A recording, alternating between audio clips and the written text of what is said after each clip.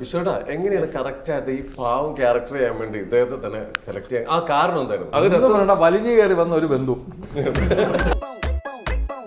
ഇവന്റെ ചില സാധനങ്ങളൊക്കെ നമ്മൾ തന്നെ ചിരിച്ചു. കയ്യിൽ നിന്നുള്ള സംഭവങ്ങളുണ്ട്. കയ്യിൽ നിന്നാ സംഭവിച്ചില്ല. ആ ടൈമിൽ കത്തി നിൽക്കുന്ന സമയത്താണ് ടിക്ടോക്ക് അങ്ങ് നിർത്തലാക്കിയത്. അവിടെ എന്തായിരുന്നു ആ സമയത്ത് എന്താ ഉണ്ടായ മുമ്പിൽ? ഒറ്റ കരച്ചിലായിരുന്നു.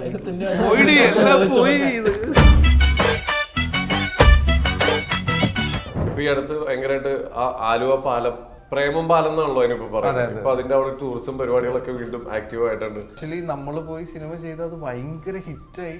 അപ്പോൾ അതൊരു റെസിഡൻഷ്യൽ ഏരിയ കൂടിയാണ്. ഈ പാലം പോകുന്നതിന്റെ താഴെ കുറെ വീടുകളൊക്കെ ഉണ്ട്. അപ്പൊ അവിടെ ടൂറിസം കേന്ദ്രമാകുമ്പോൾ പെട്ടെന്ന് ജനത്തിന് അത് അക്സെപ്റ്റ് ചെയ്യാൻ പറ്റില്ല. ഒരു AD-നേക്കാളും ചാർജില് ആർട്ട് ഡിപ്പാർട്ട്മെന്റിൽ നിന്ന് ഒരു ഷോട്ട് വിളിക്കുമ്പോൾ അവിടെ നിൽപ്പുണ്ടാവും. അവർക്ക് ഏറ്റവും ടെൻഷൻ എന്ന് പറയാം ഈ ഫുഡ് കഴിക്കുന്ന സീനില്ലേ, തീർക്കല്ലേ ഇല്ല ചിക്കൻ ഫ്രൈ ഒക്കെ നമ്മൾ ഒറിജിനൽ ആയിട്ട് കഴിച്ചു. ചിക്കൻ ഫ്രൈ ഏറ്റവും കൂടുതൽ മിസ് ചെയ്യുന്നത് എന്താണ്? ബാക്കോട്ട് ഗോബൂസിലെ ഇരിപ്പ് തീർച്ചയായും മിസ് ചെയ്യുന്നുണ്ട്. പ്രേമത്തില് ഭാർഗവി നിലയായിട്ട് ചെയ്ത വീടില്ലേ, ആ വീടിന്റെ അടുക്കളയിലായിരുന്നു ഞങ്ങൾ എല്ലാവരും ഇരിക്കുക. അടുക്കളയിൽ തന്നെ ഇരിക്കുക, അപ്പൊ തന്നെ എന്തെങ്കിലും കഴിക്കുക. എല്ലാവരും അങ്ങനെയായിരുന്നു. ഇടയ്ക്കിടയ്ക്കൊക്കെ ട്രിപ്പ് അടിക്കലൊക്കെ ഉണ്ടായിരുന്നു. ഇപ്പൊ എല്ലാവരും തിരക്കിലാണ്.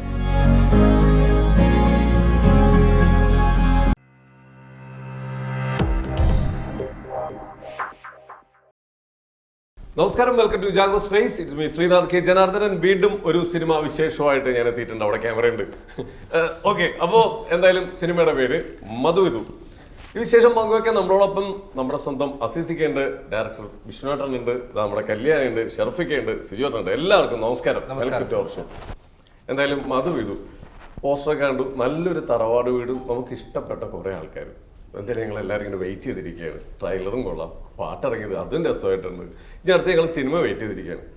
ഫസ്റ്റ് തന്നെ ഷർഫിക്കിനോട് വയ്ക്കട്ടെ, എന്താണ് മധുവിധുല, എന്താണ് ചേട്ടൻ ചെയ്തേക്കുന്ന ആ ഒരു ക്യാരക്ടറിന്റെ സ്വഭാവം? എന്താ? പാവ, ജീവിതത്തിലുള്ള പോലെ തന്നെ. വിശ്വടാ എങ്ങനെയാണ് കറക്റ്റ് ആയിട്ട് ഈ പാവം ക്യാരക്ടർ ചെയ്യാൻ വേണ്ടി ഇദ്ദേഹത്തെ തന്നെ സെലക്ട് ചെയ്യാൻ ആ കാരണം എന്തായിരുന്നു?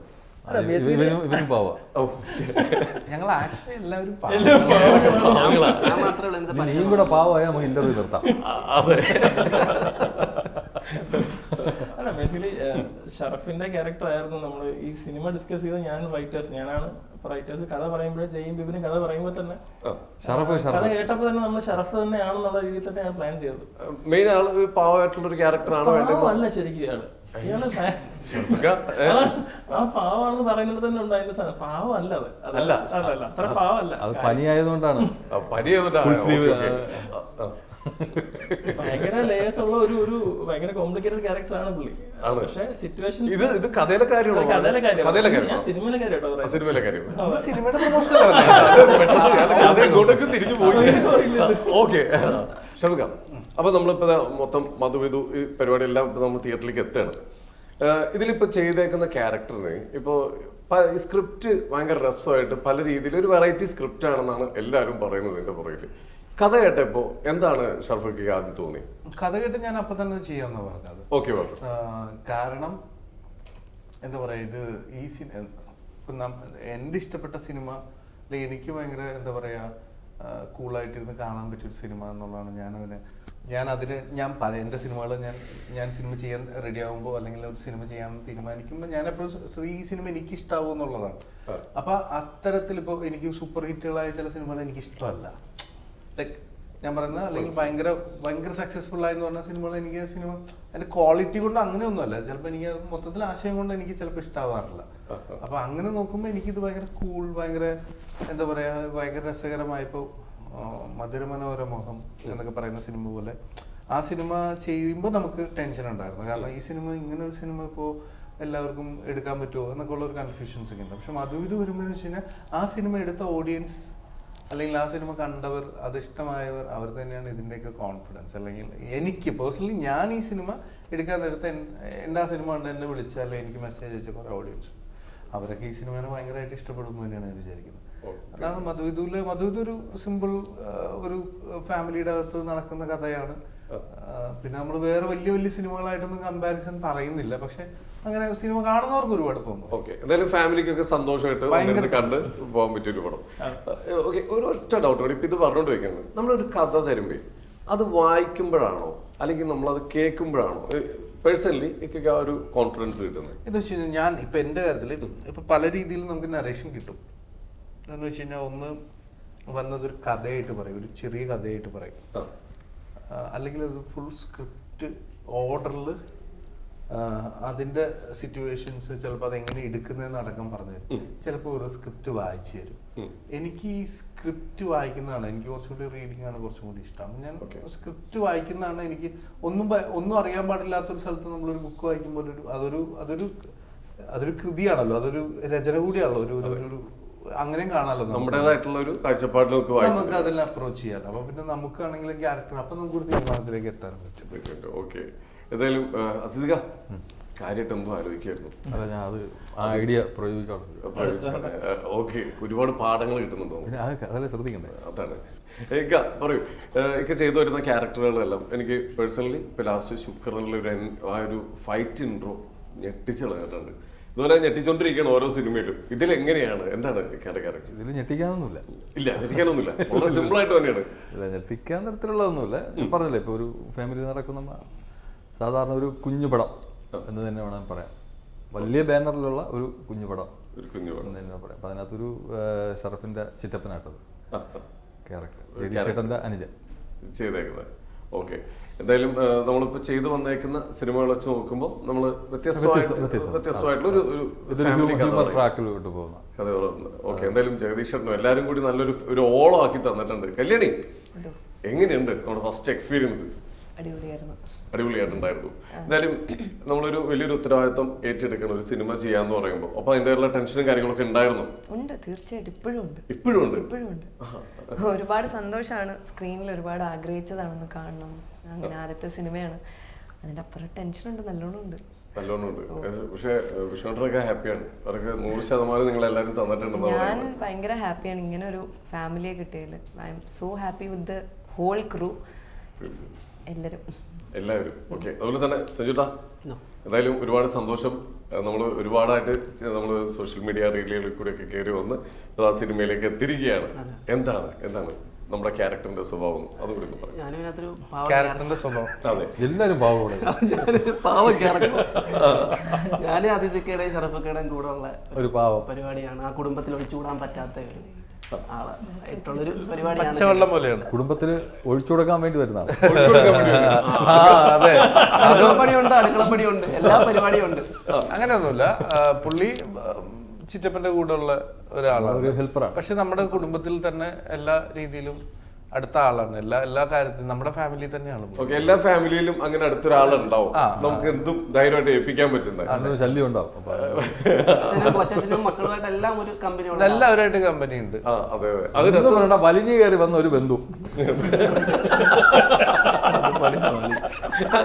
ഈ ക്യാരക്ടർ പറഞ്ഞപ്പോ എന്താണെന്ന് പറഞ്ഞത്? എന്ത് ക്യാരക്ടർ? അല്ല, അങ്ങനെ ഡയറക്ടറോ റൈറ്ററോ പറഞ്ഞില്ല, ഇവനാണ് പറഞ്ഞത്. ഇത് ഇവനാണ് ഇതെല്ലാം പറഞ്ഞത്. ഒരു ക്യാരക്ടർ കൊള്ളായിരിക്കും, അങ്ങോട്ട് സജസ്റ്റ് ചെയ്ത് കയറി വന്നു. ഏകദേശം വിഷ്ണു 36 ദിവസം. അതല്ലേ മൊത്തം സിനിമയുടെ ഷൂട്ട് എത്ര ദിവസം വരുന്നു? പുള്ളി പാക്കപ്പ് ചെയ്താൽ അറിഞ്ഞു അന്നും പിറ്റേന്ന് വീട്ടിൽ പോയി. ആ വീട്ടിൽ ഷൂട്ടിന് അത് പാക്കപ്പ് കഴിഞ്ഞിട്ട് പിന്നെ ഞാൻ അവിടെ പോയി. ഞങ്ങളങ്ങനെ പറ്റിച്ചതാണോ? ഷൂട്ട് ശരിക്കും പാക്കപ്പ് ആയിട്ടുണ്ടോ എന്ന് അറിയാൻ വേണ്ടി വേണ്ടിട്ട് കുഴപ്പമില്ല, ചുമ്മാ കഴിഞ്ഞിട്ട് ഞാൻ വന്നു. ഓക്കെ, അപ്പൊ എന്തായാലും സഞ്ജുവിന്റെ ഈ നിഷ്കളങ്കമായിട്ടുള്ള ഈ ഇരിപ്പില്ലേ, ഇതല്ല അവൻ അഭിനയിച്ചിരിക്കുന്നത്. പെർഫോമൻസ് വേറല്ലോ, അടിപൊളിയാണ്.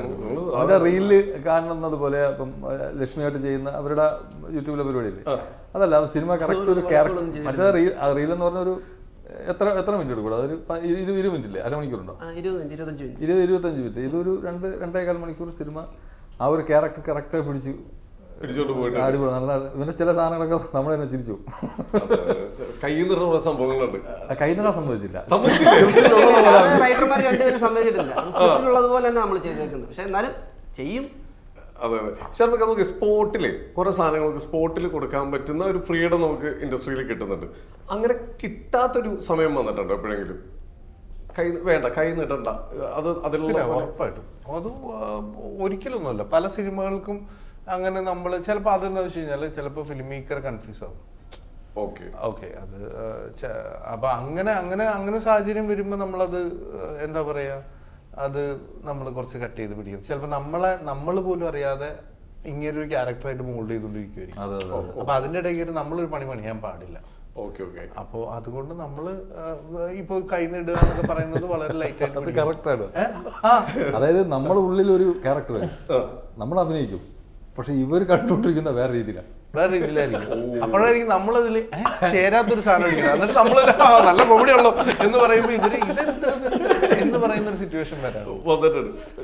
അല്ല, അങ്ങനെയാണ് അതിന്റെ ഒരു റിയാലിറ്റി. അപ്പൊ നമ്മൾ ഇംപ്രവൈസ് ചെയ്യുക അല്ലെങ്കിൽ ഒരു ഡയലോഗ് പറയാന്ന് പറഞ്ഞാൽ അത് അതിനോട് ചേരുന്ന കഥാപാത്രമൊക്കെ ആയാൽ മാത്രമേ വർക്ക് ആവുള്ളൂ.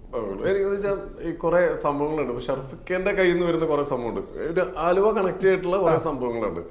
അപ്പൊ നമ്മൾ പലതും വിചാരിക്കും ഇതൊക്കെ സ്പോട്ടിൽ ഇട്ടതായിരിക്കും. പ്രത്യേകിച്ച് നമ്മളൊരു എറണാകുളത്തും ഒരു ആലുവക്കാരൊക്കെ ആയിട്ട് കുറെ സംസാരിക്കുന്നുണ്ട്, ഇത് അദ്ദേഹം ആ കയ്യിൽ നിന്ന് ഇട്ടാന്ന് വിചാരിക്കുന്ന കുറെ സംഭവങ്ങളുണ്ട്. അതേപോലെ എവിടെയെങ്കിലും ഇപ്പൊ നമ്മൾ ഓപ്പോസിറ്റ് നിൽക്കുന്ന പലരും ഇപ്പൊ പണ്ട് എപ്പോഴും ഏറ്റവും കൂടുതൽ കേട്ടായിരുന്നു അമ്പിളിച്ചേട്ടന്റെ കാര്യമാണ്. എന്താ പുള്ളി കാണിക്കാന്ന് ഓപ്പോസിറ്റ് നിൽക്കുന്നവർക്കും ഡയറക്ടർക്ക് അറിയില്ല. കാണിച്ചു കഴിയുമ്പോ ക്യാമറമാൻ മാത്രം അറിയാം. കൂടെ കൂടാന്നുള്ളതാണ് എല്ലാവരും കൂടി. അത് ഇപ്പൊ ഞാനങ്ങനെ ഭയങ്കരമായിട്ട് സർപ്രൈസ് ആകാൻ നമുക്ക് ഇഷ്ടമായിരിക്കും പേഴ്സണലി. ഒരു സംഭവം അവിടെ പറയുമ്പോ ആദ്യമായിട്ട് പറയുമ്പോ അത് ഭയങ്കര ഇൻട്രസ്റ്റിംഗ് ആയിരിക്കുമല്ലോ. അതങ്ങനെ ഒരു സർപ്രൈസ് ആവും, എല്ലാവരും ചിരിക്കുക, അതൊക്കെ ആ മൊമെന്റ് നല്ലതായിരിക്കും. പക്ഷെ നമ്മൾ കൂടുതൽ ആക്ടർക്ക് ഹെഡ്സപ്പ് കൊടുക്കണം. കാരണം അവര് ചിലപ്പോ പ്രശ്നത്തിലായി പോകരുത്. കാരണം അവരുടെ കാര്യത്തിൽ അവരും ഫ്രെയിമിൽ ഉണ്ടാവുമല്ലോ. അതാണ്. അപ്പൊ അതൊക്കെ ചിലപ്പോ കയ്യിൽ നിന്ന് പോവുകയായിരിക്കും. അപ്പൊ നമ്മൾ ചെറുതായിട്ട് അവർക്ക് ഒരു ഐഡിയ ഇങ്ങനെ കൊടുത്തു നോക്കാം എന്താ പറയണെന്നല്ല. ഇപ്പൊ ഞാൻ പടക്കളത്തിൽ ഞാൻ ചെയ്തപ്പോ ഞാൻ പറഞ്ഞിട്ടുണ്ട്, ഞാൻ പൂജയെടുത്ത് ഞാൻ പറഞ്ഞു, ഞാൻ ഒരു കാര്യം പറയും, പ്രതികരിക്കാൻ തോന്നുന്നത് തല്ലാനാണെങ്കിൽ തല്ലിക്കോ. അപ്പൊ ഞാൻ പറഞ്ഞ പ്രതികരിക്കാനാണെങ്കിൽ തല്ലാനാണെങ്കിൽ തല്ലിക്കോ, അല്ല എന്താണ് ചെയ്യണമെന്ന് തോന്നി തല്ലാൻ തോന്നുന്ന രീതിയിലുള്ള ഡയലോഗ് ആയിരിക്കും എന്നുള്ള ഞാനൊരു ഐഡിയ കൊടുത്തു. പക്ഷെ ഡയലോഗ് ഞാൻ പറഞ്ഞില്ല, ആ സ്പോട്ടിലാണ് പറഞ്ഞത്. അത് അപ്പോഴാണ്. കൂടെ നിൽക്കുന്നവർക്ക് അറിയാമായിരുന്നോ ആർക്കെങ്കിലും? ബാക്കിയുള്ള ഞാൻ അസോസിയേറ്റിന്റെ അടുത്ത് പറഞ്ഞിട്ട് ഇങ്ങനെ ക്യാമറയുടെ അടുത്ത് ഇങ്ങനെ ഒരു സംഭവം പറഞ്ഞു, ലൈക്ക് ഇതിങ്ങനെ വെച്ച ഇതിൽ പറയാൻ പറ്റില്ലല്ലോ എന്നുള്ള പറഞ്ഞു. അപ്പൊ അങ്ങനെ ചെയ്തു. മനുവിന്റെ അടുത്ത് പറഞ്ഞില്ല, കാരണം മനുവിന് കൺഫ്യൂഷൻ ആവും പെട്ടെന്ന്. അപ്പൊ ഇത് കഴിഞ്ഞു കഴിയുമ്പോ ചിലപ്പോ എല്ലാവർക്കും അത് വർക്ക് എല്ലാവരും ചിരിച്ചു കഴിഞ്ഞാൽ ഓക്കെ മനു ഓക്കെ ആയിരിക്കും ചിലപ്പോ. അപ്പൊ അതുകൊണ്ട് ഞാൻ അത് ഇത് ചെയ്തു. റിസ്ക് ഉള്ള ഡയലോഗ്. ഇങ്ങനത്തെ ഏറ്റവും കൂടുതൽ ഫേസ് ചെയ്തേക്കുന്നത് ചിലപ്പോൾ അസിസിക്കായിരിക്കും. കാരണം ഒരുപാട് ആൾക്കാർ ഓപ്പോസിറ്റ് നമ്മൾ വിചാരിക്കാത്ത സാധനങ്ങൾ കയ്യിൽ നിന്നിട്ടുള്ള അനുഭവം ഉണ്ടായിട്ടുണ്ട്. ചേട്ടന്റെ ഓപ്പോസിറ്റ് നിൽക്കുന്ന ക്യാരക്ടേഴ്സ് നമ്മൾ പ്ലാനിലല്ലാതെ വേറൊരു സാധനം കയ്യിൽ നിന്ന് ഇല്ല. അങ്ങനെ നമ്മളെ പരിപാടിയിൽ അങ്ങനെ വന്നിട്ടില്ല ഇതുവരെ. അത് ഞാൻ ഇപ്പൊ പറഞ്ഞത് സ്റ്റേജ് പ്രോഗ്രാം അല്ലെങ്കിൽ നമ്മുടെ ഈ ചാനലിലൊക്കെ ആണെങ്കിൽ ഓക്കെ, പക്ഷെ സിനിമയിൽ ഇതുവരെ അങ്ങനെ വന്നിട്ടില്ല. എന്തെങ്കിലും ഉണ്ടെങ്കിൽ അപ്പോഴും നമ്മൾ പ്ലാൻ ചെയ്യും. കുറച്ച് ജസ്റ്റ് ഒന്ന് പ്ലാൻ ചെയ്തിട്ട് ഇപ്പൊ അറിയാം, നമ്മൾ റിഹേഴ്സൽ എടുക്കുമ്പോൾ അറിയാതെ സാധനം വരും. അപ്പോഴും നമ്മളെ കൂടെ നിൽക്കുന്ന കോ ആർട്ടിസ്റ്റ് അവർ ഇപ്പൊ ഞാനും ഷർഫുദൊക്കെ ചെറിയ സാധനങ്ങൾ ഇട്ടിട്ടുണ്ടായിരുന്നു. പക്ഷെ ഇടുമ്പോൾ അതിന്റെ ഓപ്പോസിറ്റ് ആവും ഇടും, കറക്റ്റ് ആയിട്ട് ആ ഒരു കണക്ഷൻ അത് റിഹേഴ്സലിലാണ്. നമ്മൾ ആ ടേക്കിൽ ഇട്ട് പോയാൽ ചിലപ്പോൾ അതൊന്നും അറിയാൻ പറ്റില്ല. റിഹേഴ്സൽ ഓൾറെഡി നമ്മൾ പ്ലാൻഡ് ആയിരിക്കും. ഓക്കെ കല്യാണി, ഇപ്പൊ ഇതേപോലത്തെ ഡയലോഗുകളൊക്കെ മുഴുനീള ഡയലോഗൊക്കെ കിട്ടുമ്പോൾ ഇവരെല്ലാവരും കൂടെയുള്ള ഒരു സപ്പോർട്ടാണ് സിനിമ. നമുക്ക് ധൈര്യമായിട്ട് മുമ്പ് നമ്മൾ ആദ്യം എല്ലാവരും കൂടി സിങ്ക് ആവാന്ന് പറയില്ലേ. ഇപ്പൊ പറഞ്ഞില്ലേ എനിക്ക് ഏറ്റവും നല്ലൊരു ഫാമിലിനെയാണ് എനിക്ക് കിട്ടിയെന്ന് പറഞ്ഞില്ല. അപ്പൊ അതിന്റെ അടുത്ത് എല്ലാവരുമായിട്ട് ഓൾറെഡി സിങ്ക് ആയെന്നുള്ളതാണ്. എങ്ങനെയുണ്ടായിരുന്നു ആ ഒരു ഡയലോഗ് ഡെലിവറി, ആ എക്സ്പീരിയൻസ് ജഗദീഷ് ചേട്ടൻ? ആദ്യം തന്നെ വിഷ്ണു ചേട്ടൻ ഭയങ്കര കംഫർട്ട് ചെയ്യും നമ്മളെ. ആദ്യം തന്നെ പോയിട്ട് ഞാൻ ചോദിക്കും എന്തായിരിക്കും ഇപ്പൊ ഈ കുട്ടിയുടെ മനസ്സിൽ കൂടി പോയിട്ടുണ്ടാവുക, ഇങ്ങനെ ഞാൻ ചോദിക്കാം വിഷ്ണു ചേട്ടനോട് എപ്പോഴും. ഇപ്പൊ ഒരു സീൻ തരുമ്പോ ഇപ്പൊ എന്റെ കഥാപാത്രത്തിന് പേര് സ്നേഹ എന്നാണ്. ഇപ്പൊ സ്നേഹ എന്തായിരിക്കും ഇപ്പൊ അനുഭവിക്കുന്നത്, അപ്പൊ കൃത്യമായിട്ട് അത് വിഷ്ണു ചേട്ടൻ എനിക്ക് പറഞ്ഞു തരും. ഇനി സ്നേഹം ഇപ്പൊ ഇങ്ങനെ അങ്ങനെ. സോ അങ്ങനെ കറക്റ്റായിട്ടൊരു നേതൃത്വം തരുമ്പോൾ അത് ഭയങ്കര. മാത്രമല്ല മോദന ഡയറക്ടർ ഹീസ് മൈ ഫ്രണ്ട്. അപ്പൊ എനിക്ക് അങ്ങനെ ചോദിക്കാം. ഷർഫയ്ക്കാണെങ്കിലും എല്ലാവരും അസീസ്ക്കാണെങ്കിലും നമ്മളെ അങ്ങ് കംഫർട്ടബിൾ ആക്കിയത് കൊണ്ട് നമുക്ക് എല്ലാം വലിയ കുഴപ്പമില്ലാണ്ട് ചെയ്തു ഞാൻ വിശ്വസിക്കുന്നു. എന്തായാലും സിനിമ എന്ന് പറഞ്ഞ ഒരു വലിയൊരു ടീം വർക്കാണ്. ഒരുപാട് പേര് നമ്മുടെ ചുറ്റും, നമുക്ക് ക്യാമറയുടെ പുറകിലും മുന്നിലും മറക്കുന്ന ഒരുപാട് ആൾക്കാർ നമ്മുടെ കൂടെ ഒരു ഒപ്പം നിന്നിട്ടാണ് നമ്മൾ ചെയ്യുന്നത്. എനിക്കിതിലെ ഏറ്റവും ഇഷ്ടപ്പെട്ട ആ വീടും പരിസരവും ഒക്കെ, അതെല്ലാം ചെയ്തേക്കുന്ന ആർട്ടിന്റെ ആൾക്കാർ തൊട്ട് എല്ലാവരും ഇതിൽ നല്ല രീതിയിൽ വർക്ക് ചെയ്തിട്ടുണ്ട്. നമുക്ക് അതിൽ ഓരോ ഫ്രെയിമും നമുക്കിങ്ങനെ ആ വീഡിയോ തന്നെ നമ്മൾ പോസ്റ്റ് ചെയ്ത് കഴിഞ്ഞാൽ അതൊരു ഫ്രെയിമാണ്, നല്ല രസമായിട്ടുണ്ട്. അപ്പോൾ ആ വർക്ക് ചെയ്ത കുറേ ആൾക്കാർ നമ്മൾ പലരും ഇപ്പം ഞാൻ ഒന്നായിട്ട് ഇൻ്റർവ്യൂവിൽ പറഞ്ഞിട്ടുണ്ട്, ഞാനത് വീണ്ടും പറയാൻ ആഗ്രഹിക്കുന്നത് എനിക്ക് ഇഷ്ടപ്പെട്ട കുറേ ഇത് കണ്ടുകൊണ്ടാണ്. ചില സിനിമകൾ കഴിഞ്ഞിട്ട് അതിൽ ആർട്ടിസ്റ്റുകളൊക്കെ നമ്മളെല്ലാവരും ഷെയ്ക്ക് ഹാൻഡ് കൊടുക്കുമ്പോൾ പുറകിൽ വർക്ക് ചെയ്ത ആർട്ടിൻ്റെ ആൾക്കാരൊക്കെ സൈഡിൽ കൂടെ ഇറങ്ങിപ്പോൾ ഉണ്ടാവും. അവരൊന്നും ചിലപ്പോൾ പലരും അറിയും കൂടി ഉണ്ടാവില്ല. അവരെ കുറിച്ചൊന്നും പറയാമോ? ഇപ്പൊ ഇത്രയും നാൾ വർക്ക് ചെയ്ത എക്സ്പീരിയൻസ് ഒക്കെ വെച്ചിട്ട്. തീർച്ചയായും ആർട്ടിലെ ആൾക്കാരങ്ങനെ നമുക്ക് ഇഗ്നോർ ഒന്നും ചെയ്യാൻ പറ്റുന്ന ഒരു ക്രൗഡേ അല്ല. സിനിമ സെറ്റ് ചെയ്യുന്നതിൽ ഏറ്റവും വലിയ നമ്മൾ ഷൂട്ട് ചെയ്യുന്ന സ്ഥലത്തിനെ കുറിച്ച് അല്ലെങ്കിൽ ഷൂട്ട് എവിടെയാണ് നടക്കുന്നത്, എൻ്റെ ഒരു അനുസരിച്ച് ഷൂട്ട് എവിടെ നടക്കുന്നതെന്ന് തീരുമാനിക്കുന്ന അവരാണ്, അത് ആ സ്ഥലത്തിനെ ഭംഗിയാക്കുന്നത് അവരാണ്, ആർട്ടിലുള്ളവരാണ്. എന്താ പറയുക, ഇപ്പോൾ ഞാൻ പറയാം, ഇപ്പം നമ്മളൊരു വലിയ ഒരു കാട് നിറഞ്ഞൊരു പ്രദേശം നമ്മൾ പോയിട്ട് ഇവിടെ നമ്മൾ ഷൂട്ട് ചെയ്യണമെന്ന് പറഞ്ഞാൽ അവരിറങ്ങിയിട്ട് ചെയ്യുന്നതെന്ന് വെച്ച് കഴിഞ്ഞാൽ നമ്മൾ സേഫ് ആവുന്ന രീതിയിലുള്ള കാര്യങ്ങൾ വരെ നോക്കണം. ആ സ്ഥലം ഓക്കെ ആണോ, ആ സ്ഥലത്ത് നമുക്ക് ഷൂട്ട് ചെയ്യാൻ പറ്റിയ സ്ഥലമാണോ എന്നൊക്കെ ഉള്ള രീതിയിലെല്ലാം നോക്കുന്നവരാണ്. അപ്പോൾ ഒരിക്കലും അങ്ങനെ നമ്മൾ പാക്കപ്പ് വിളിക്കുമ്പോൾ ശരി കൂടെ ആർട്ടുകാർ പോയി എന്ന് പറയുന്നത് അങ്ങനത്തെ ഒരു സെറ്റപ്പ് ഒന്നുമില്ല എനിക്ക് തോന്നുന്നില്ല കേട്ടോ. കാരണം അവർ ഭയങ്കര കാരണം ഒരാള് ഒരു AD-നേക്കാളും ചാർജിൽ ആർട്ട് ഡിപ്പാർട്ട്മെന്റിൽ നിന്ന് ഒരു ഷോട്ട് വിളിക്കുമ്പോൾ അവിടെ നിൽപ്പുണ്ടാവും. ഞങ്ങളുടെ എന്തിനും ഒരു പരിഹാരവുമായിട്ട് അല്ലേ, നമ്മൾ എടുക്കുന്ന ഒരു പെന്നാണെങ്കിലും അത് ആർട്ടിന്റെ. അതിപ്പോ സീനിൽ ഒരു പേന എടുത്ത് അത് ആർട്ടിന്റെ ആണോ? അത് ആ പേന അവരത് സൂക്ഷിച്ച് അങ്ങനെ തന്നെ വെക്കണം.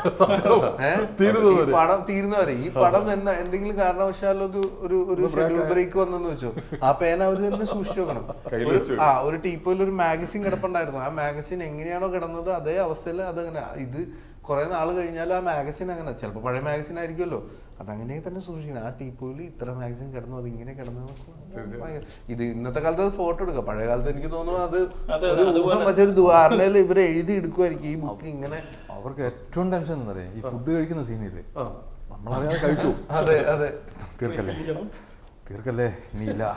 ചിക്കൻ ഫ്രൈ ഒക്കെ നമ്മൾ ഒറിജിനൽ ആയിട്ട് കഴിച്ചു. അതെ, ഫുഡ് കഴിക്കുന്ന സീനുകളിൽ മിക്കവാറും അവരുടെ പ്രശ്നം ഇതായിരിക്കും.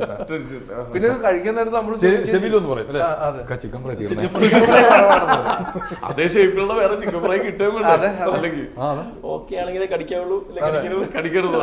ചിലപ്പോ കഴിച്ചു ചാവും. അല്ല നമ്മളിപ്പോ ആയിരൊക്കെ വെച്ച് കഴിഞ്ഞാൽ കട്ട് പറഞ്ഞ് എന്ത് ചെയ്യും, പിന്നെ അത് കഴിക്കും. അല്ല അത് നമ്മൾ കഴിക്കുക, അത് കഴിക്കാതിരിക്കും. നമുക്ക് കഴിക്കബിൾ ആയിട്ടുള്ള നല്ല അടിപൊളി ഫുഡായിരിക്കും അവർ കൊണ്ടുവരുന്നത്, നല്ല ഭക്ഷണമായിരിക്കും അവർ കൊണ്ടുവരുന്നത്. സിനിമയിൽ കല്യാണം കുറച്ചുള്ളതുകൊണ്ട് ഫുഡുകളും പരിപാടികളൊക്കെ ആയിട്ട് കുറെ കാര്യങ്ങളുണ്ടായിരുന്നു. അത്യാവശ്യം ഈ ആർട്ടിന്റെ പറഞ്ഞപ്പോഴാ ഏതൊരു സീനിൽ ഏതൊരു ആർട്ടിസ്റ്റ് ഒരു വടി അവിടെ നിന്ന് വെറുതെ പിടിച്ചെടുത്ത് പിന്നെ ആ വടിക്ക് കാവലിരിക്കേണ്ടി ഒന്ന് കേട്ടിട്ടുണ്ട്. ആ സിനിമ കഴിയുമ്പോൾ വരെ കണ്ടിന്യൂറ്റി ആയിട്ട് ഒരു കാര്യമില്ലാണ്ട് പോണിരിക്കാൻ ആ വടി പിടിച്ച ഫ്രെയിമിൽ കയറി അത് നല്ല ഷോട്ടായി. വടിയല്ല, ഞങ്ങളുടെ സിനിമയിൽ ഒരു പ്രോപ്പർട്ടി ഉണ്ടായിരുന്നു വീടിന്റെ ഫ്രണ്ടില്. എന്തായിരുന്നു അതൊരു ചെയറ്, ഇതേപോലെ തന്നെ ഒന്നാണോ? ഫസ്റ്റ് ഡേ ഒടിഞ്ഞു ഫ്രെയിമിൽ വന്നതിന് ശേഷം, പിന്നെ അത് ആരും കയറി ഇരുന്നിട്ടില്ല. ഓക്കെ. അപ്പൊ ഇതെല്ലാം നമ്മൾ അതാ പറഞ്ഞത്, ഇത് ഒരു വലിയൊരു ടീം വർക്കാണ് ഒരു സിനിമ.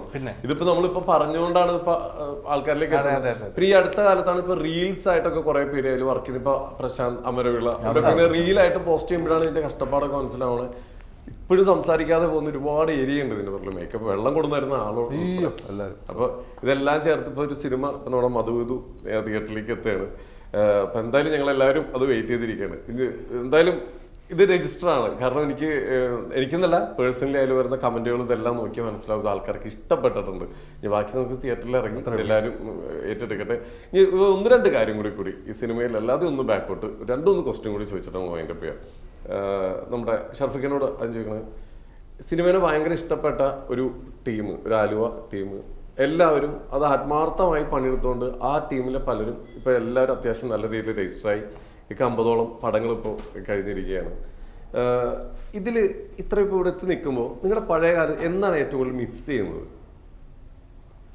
നിങ്ങളുടെ ആ ഗ്യാങ്ങില് നിങ്ങൾ ഒരുമിച്ചുണ്ടായിരുന്ന ഒരു സമയമൊക്കെ ഉണ്ടല്ലോ, അന്നിപ്പോ എല്ലാവരും പല പല തിരക്കിലായി, എല്ലാവരും അത്യാവശ്യം രജിസ്റ്ററായി, എല്ലാവരും തിരക്കിലാണ്. ഏറ്റവും കൂടുതൽ മിസ് ചെയ്യുന്നത് എന്താണ് ബാക്കോട്ട് നോക്കുമ്പോൾ? എനിക്ക് തോന്നുന്നത് ഗോബൂസിലെ ഇരിപ്പ് തീർച്ചയായും മിസ് ചെയ്യുന്നുണ്ട്. പിന്നെ പുര എന്ന് പറഞ്ഞിട്ട് നമ്മള് നമ്മുടെ ഇവിടെ എന്താ പറയാ പ്രേമത്തില് ഭാർഗവി നിലയായിട്ട് ചെയ്ത വീടില്ലേ, ആ വീട്ടിന്റെ അടുക്കളയിലായിരുന്നു ഞങ്ങൾ എല്ലാവരും ഇരിക്കുക. അടുക്കളയിൽ തന്നെ ഇരിക്കുക, അപ്പൊ തന്നെ എന്തെങ്കിലും കഴിക്കുക, എല്ലാവരും അങ്ങനെയായിരുന്നു. പിന്നെ അങ്ങനെ ഓരോ സ്ഥലങ്ങളുണ്ട്, പിന്നെ യാത്രകൾ ഉണ്ടായിരുന്നു, എല്ലാവരും ഇടയ്ക്കിടയ്ക്കൊക്കെ ട്രിപ്പ് അടിക്കലൊക്കെ ഉണ്ടായിരുന്നു. ഇപ്പൊ എല്ലാവരും തിരക്കിലാണ്. അപ്പം എന്താ പറയാ, അങ്ങനെ ഒന്ന് സെറ്റ് ചെയ്യാനൊക്കെ ട്രൈ ചെയ്താൽ നടക്കൊന്നുമില്ല. എന്നാൽ നമുക്ക് എല്ലാവർക്കും കൂടി ഒന്ന് ഒരു സിരിക്കാം എന്ന് പറഞ്ഞപ്പോൾ അത് എല്ലാ ദിവസവും ഇരുന്നുകൊണ്ടിരുന്ന ഒരു പ്രോസസ് ഉണ്ടല്ലോ. എല്ലാ ദിവസവും വൈകുന്നേരം എന്താ പറയാ, ഞാൻ എവിടെയോ റീല് കണ്ടു, വെറുതെ വീട്ടിലിരുന്നിട്ട് ഭാവിയെ കുറിച്ച് കുറച്ച് പേടിച്ച് കഴിയുമ്പോ തന്നെ നീ എവിടെ ഒരു ചായ പിടിക്കാം, ചായ പിടിക്കാം. നമുക്ക് ആ സമയത്ത് ഭാവിയെ കുറിച്ചൊരു പേടിയുണ്ടല്ലോ, നമ്മൾ എങ്ങോട്ടേക്കാ പോകുന്നതെന്ന്. എന്നിട്ട് കണ്ണും പിടിച്ച് പേടിച്ചിങ്ങനെ പുഴയിലേക്ക് നോക്കി ഇരിക്കുന്ന, അല്ലെങ്കിൽ അതൊക്കെ ഇപ്പൊ ഒരു തമാശയാണെങ്കിൽ അതൊക്കെ ഭയങ്കര രസമായിരുന്നു. ആ ഒരു ടൈമിൽ ഉണ്ടായിരുന്ന പല കാര്യങ്ങളും ഇപ്പൊ ശരിക്കും ഓർക്കുമ്പോ കുറെ കാര്യങ്ങൾ ഉണ്ടാവും. എന്തായാലും എല്ലാവരും നേരത്തെ പറഞ്ഞ പോലെ തന്നെ ആത്മാർത്ഥമായിട്ട് വർക്ക് ചെയ്ത ഒരുപാട് പേര് എല്ലാവരും പല പല സ്ഥലങ്ങളിൽ എത്തിയൊക്കെയാണ്.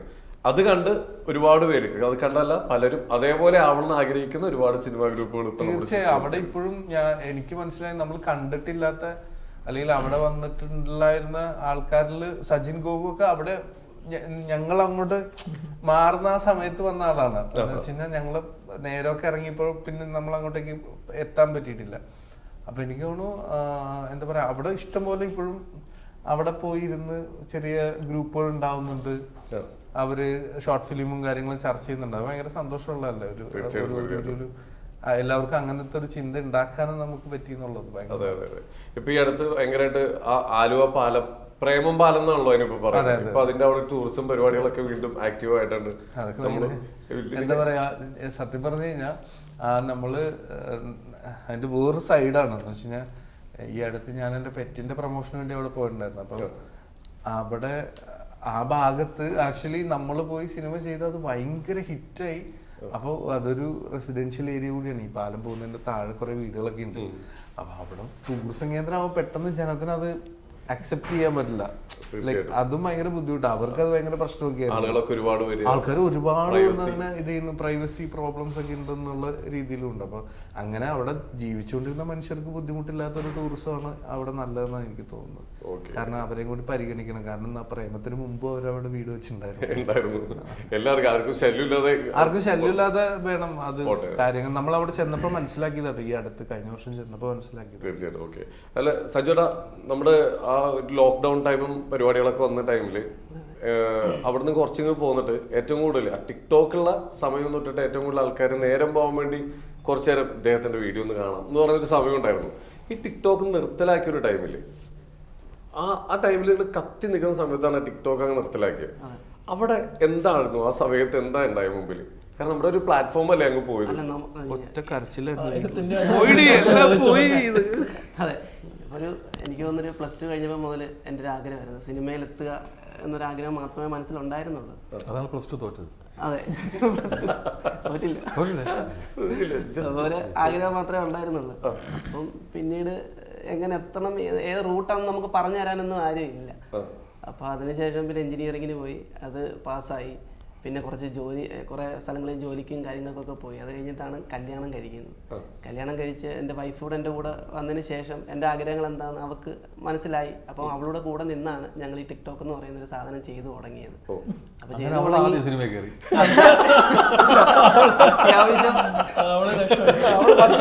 അത്യാവശ്യം സിനിമ കയറിയ അല്ല സമയത്തൊക്കെ എന്റെ വൈഫായിട്ട്, എന്റെ 2 പടത്തിലെ വൈഫായിട്ട് അഭിനയിച്ചു.